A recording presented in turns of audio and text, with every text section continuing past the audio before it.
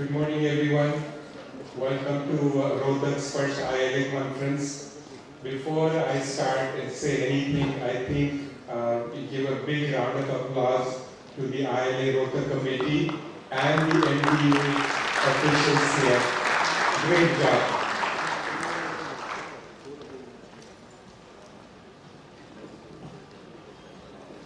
So,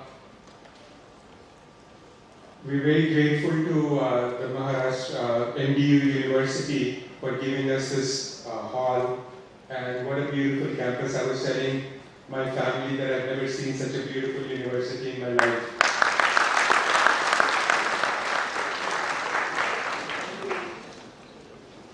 So I have a 10-hour speech, but you guys don't have 10 hours, so I'll try to finish in 5 minutes or lesser. In 1763 is when the first court opened in India. And we have 71 years of independence. So that's our goal, to be in all 400 cities in India by the end of this year. The purpose of ILA is to network, to mentor, to get mentored, to find jobs, to find employees, to make more money. The 1.3 million lawyers in India do not make as much money as we would like for them to make. We need to elevate the profession. And that's the purposes, one of the purposes of ILA. The other purpose is deeper. Most of you know that from year 1 to year 1750, India was the richest country in the planet. So if you look at the history from year 1 to year 1750, every single year, either India or China was the richest country in the planet. 25% of the world's GDP was in India. It's no surprise that in 1492, Christopher Columbus was headed to India and nowhere else. And then the decline started in 1750, and from 1750 to 1991, our share of the world wealth went from 25% to 2.5%, a 90% drop in 241 years. Fortunately, after 1991, the climb back up has started, and now we're at 6.5% of the world's GDP. So, lawyers gave this country independence. Nehru, Gandhi, Jinnah, Rajagopalachari, Lala Lajpat Rai, Subhash Chandra Bose, Sardar Patel, Dr. Rajendra Prasad. If you look at the entire history of independence, it's the lawyers that gave this country independence. And we're talking about an Indian Lawyers Association now in 2018. In 1885, there was an Indian Lawyers Association.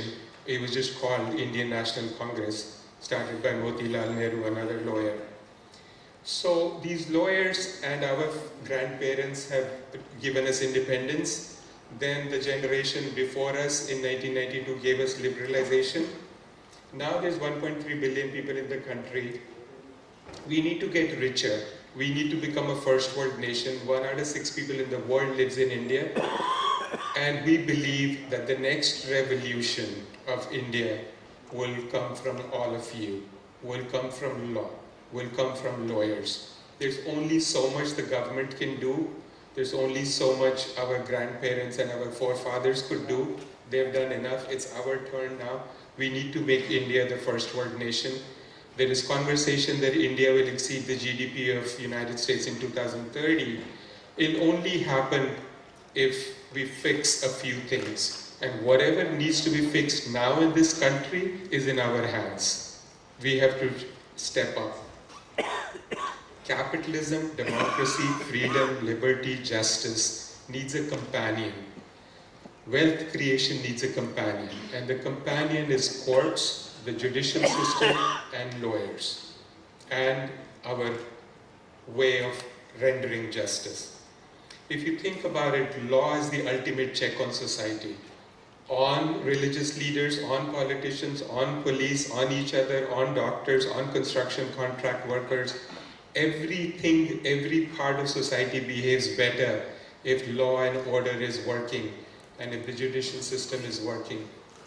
With 30 million pending cases in this country, we can't become a first world nation. And it's not that big of a problem. I know it's a big problem. 30 million cases. Somebody's written a report that it'll take 466 years to clear the backlog. We don't have that kind of time. Do you want your grandchildren to remember you that my great-grandparent was a father, but he couldn't fix the legal system of India? It's not that big of a deal. There is no problem in this world. The only problem is not finding a solution. So ILA on our website has listed 92 things that this country can do to clear the backlog. Earlier I was speaking with our respected mayor, and I met him, and 1 minute later he says, the only problem in this country is the pendency of cases. And I said, yes sir, we're working on it. And that's the primary reason behind ILA. ILA shall be behind the next revolution of India. Lawyers will be behind the next revolution of India, along with the judiciary system. And it's not that big of a problem. If you put our minds to it, we'll make it happen. If you think about why India is poor, the illiteracy, the job creation, lack of capitalism, lack of big businesses, corruption, and lack of efficiency in some parts of the government. If you think about each one of them, it's the lawyers that can bring about the change and fix it. My friend Anil Saini, who's chairman of Hyderabad Metro, he says, Navneet, the only wish I have is that my contracts would get honored. My contracts don't get honored. We put a contract out, you'll fix this 1 kilometer of pipeline, they don't do it. We can't do anything, we can't take them to court. We can take them to court, but nothing's gonna happen. We cannot become a first world nation. Transactions of the country can only happen if the arteries of the country are clean. The arteries of the country can only be clean if there is law and order, and we lawyers need to play a big role in cleaning the arteries of the system. We're the agents of cleansing, we're the agents of change, we're the agents of making sure that India becomes a first world nation. An average Indian today, 1.3 billion people, is making $7,000 a year. An average person around the world, 8 billion people, an average person around the world is making $17,000 per year. Never mind that the US is making $60,000 a year, average person, never mind that an average person in Qatar is making $140,000 a year, the richest country per capita in the planet. Ignore those countries. 8 billion people, including all the countries of Africa, the average income is $17,000 per person. What is wrong with us? 1.3 billion of us. Don't tell me we don't work as hard. Don't tell me you don't study as hard. Don't tell me God gave you a lesser brain. Don't tell me we're inferior people. What is going on? Our great-great-grandparents from year 1 to 1750 were the richest people on the planet. What happened? Okay, whatever happened between 1750 and 1991 happened. Nothing we can do about it now. But what we can do now is fix what's in our hands. And there, the next revolution of India will come from law. I'm thankful to all of you for attending and taking part. And of all of the cities in India, Rohtak is the only city with 16 educational institutions, the only city with an AIMS, IIT and IIM, the only city where we fought Mahabharat, the only city where there's Haryana Jats living here. I don't care about the rest of India, but please, I know, you people of Rohtak, please don't put up with it.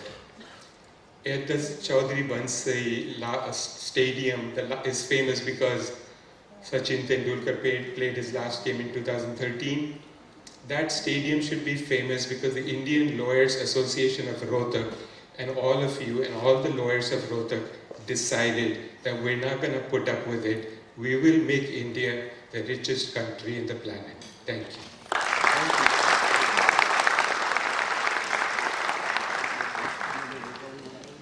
Thank you, sir, for sharing your wonderful knowledge and prudent insights with us. I'm sure that all of us are feeling empowered now. Continuing with the event, we have among us the first citizen of Rohtak, our Honorable Mayor Shri Manmohan Goyal, I kindly request him to come up on the lectern and deliver a few words to us.